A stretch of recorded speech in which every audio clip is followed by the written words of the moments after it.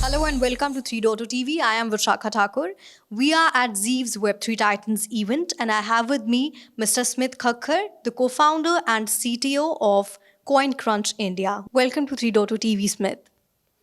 Hey, happy to be here and discussing crypto with you. It's a pleasure to have you, Smith, on our channel. So, Web3, if we talk about Web3, Web3 is already driving trillions of dollars into the economic activity. So, what do you think is going to be the impact of Web3 on future global economy? I think Web3 will play a major part in future global economy as well as finance. Web3 is a paradigm shift when it comes to finance. The entire banking ecosystem was established around 200 to 250 years ago. Now we see a complete change in how finances work with Web3. So though Web3 is at a nascent stage right now, but going forward in the next decade, I think going forward the next decade would be of Web3 and crypto. We will see banks, financial institutions adopting blockchains. So a lot of banks have already started doing POCs, issuing loans on top of blockchains, credit letters on top of blockchains. So going forward, we might see a lot of financial companies integrating blockchain solutions in their processes, and going forward also move entirely to the blockchain.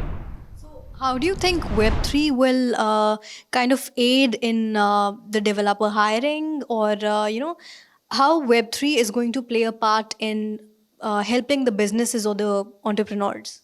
Yeah. So after the tech boom in 1990s, we saw a lot of developer demand. Developers who are well versed with Web 2 technologies. So same goes with any new technology that comes around the market. So right now the Web 3 developer market is not that big, but demand is huge. The supply is less. So I think that going forward we need a lot of new developers who are well versed with Web3, because all these banks are definitely not going to build these tools themselves. They will need developers who can code smart contracts, who can build on top of multiple blockchains.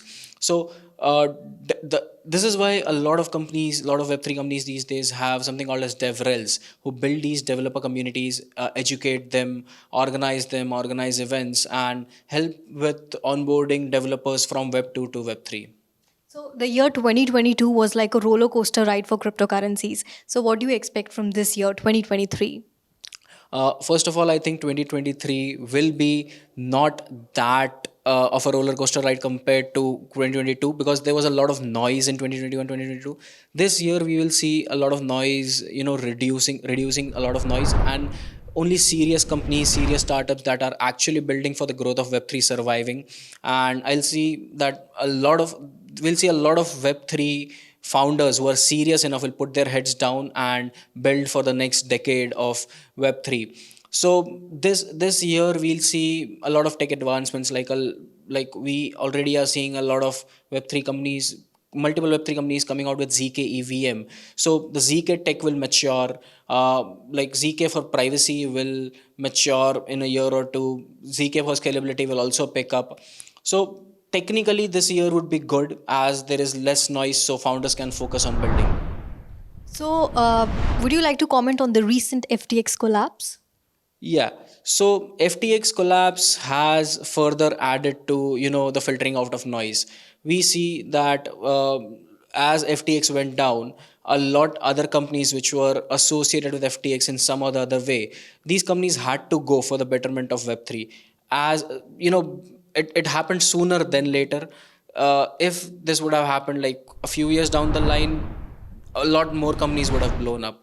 So I think in a way, I feel bad and I feel sorry for the people who lost money in FTX.